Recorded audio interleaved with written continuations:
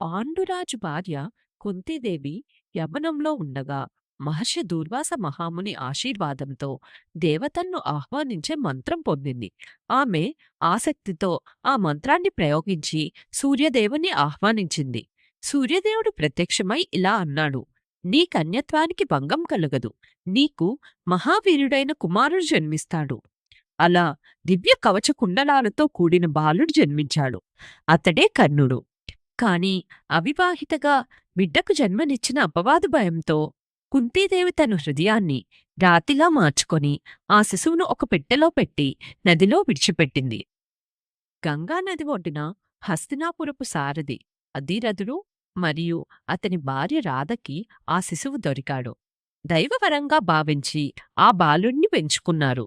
రాధ పెంపుడు తల్లి అయినందున అతడు రాధేయుడు అయ్యాడు.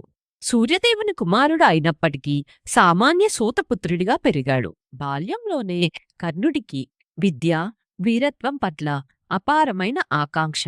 ద్రోణాచార్యుని వద్ద విద్య అభ్యసించాలనుకున్నాడు. కాని నీవు క్షత్రియుడు కాదు అని చెప్పి ద్రోణుడు తిరస్కరించాడు.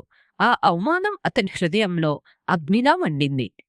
తనను బ్రాహ్మణుడిగా చెప్పుకొని పరశురాముని శిష్యుడయ్యాడు.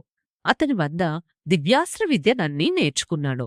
ఒకరోజు పరశురాముడు కర్ణుడి తొడపై తలపెట్టి నిద్రిస్తుండగా ఒక క్రిమి తొడను కొరికింది.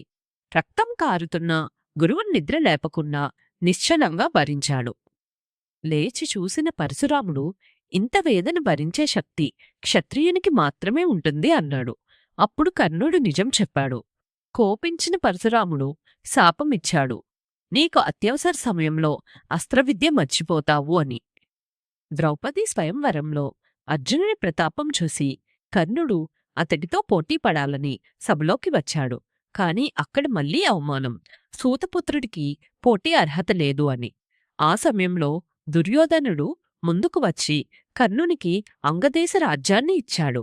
అప్పటినుంచి కర్ణుడు దుర్యోధనుని ప్రాణ స్నేహితుడయ్యాడు. దుర్యోధనుడు ఇచ్చిన గౌరవం కర్ణుని జీవితాన్ని మలుపు తిప్పింది. అధర్మం తెలుసు, కాని స్నేహబంధం కారణంగా దుర్యోధను వదల్లేదు. ద్రౌపదీ వస్త్రాపహరణం సమయంలో కూడా కర్ణుని మాటలు తీవ్రమైన అపరాధంగా మారాయి. కురుక్షేత్ర యుద్ధానికి ముందు కుంతీదేవి కర్ణుని కలుసుకొని ఇలా చెప్పింది: నీవే నా మొదటి కుమారుడువు. కర్ణుడి హృదయం చీలిపోయింది. కాని అతడు ఇలా అన్నాడు: నా జన్మ రహస్యాన్ని నీవు నదిలో వదిలిన రోజే వదిలేశాను. నేను దుర్యోధనుని వదలను అని. ఇంద్రుడు బ్రాహ్మణ వేషంలో వచ్చి కర్ణుని కవచకుండలాలను అడిగాడు. ఎవ్వరికైనా ఇవ్వడమే తన ధర్మమని భావించిన కర్ణుడు తన రక్షణను కూడా దానం చేశాడు.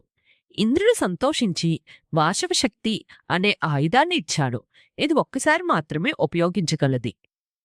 కురుక్షేత్ర యుద్ధంలో భీష్ముడు పడిపోయిన తర్వాత కర్ణుడు సేనాధిపతిగా నిలిచాడు.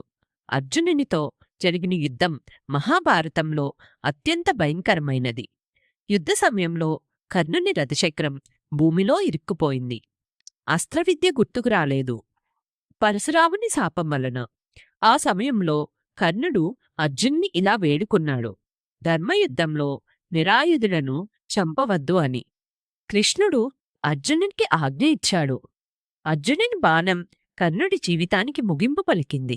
స్వర్గంలోకి వెళ్ళినప్పుడు కర్ణునికి సాధారణ ఆహారం మాత్రమే లభించింది. కారణం అడిగితే దేవతలు ఇలా చెప్పారు: నీవు జీవితం అంతా భూమిపైనే దానం చేశావు అని. ఆ తర్వాత కర్ణునికి దేవలోకంలో మహాస్థానం లభించింది. కర్ణుని జీవితం మనకి ఇచ్చే సందేశం: జన్మ గొప్ప కాదు, గుణం గొప్ప. అవమానం మనిషిని కాదు, మనిషి అవమానాన్ని జయించాలి. స్నేహం ధర్మానికి లోబడి ఉండాలి. దానం ప్రాణాల కన్నా గొప్పది. కర్ణుడు ఓటమి చెందిన వీరుడు కాదు, అతడు విధితో పోరాడిన మహావీరుడు. అందుకే ఈరోజు కూడా కర్ణుని పేరు వినగానే మన హృదయం నిశ్శబ్దమవుతుంది. ఈ వీడియో కనుక మీకు నచ్చితే లైక్ చేయండి. ఇలాంటి మరిన్ని కథల కోసం మా ఛానల్ని సబ్స్క్రైబ్ చేయండి. Thank you for watching.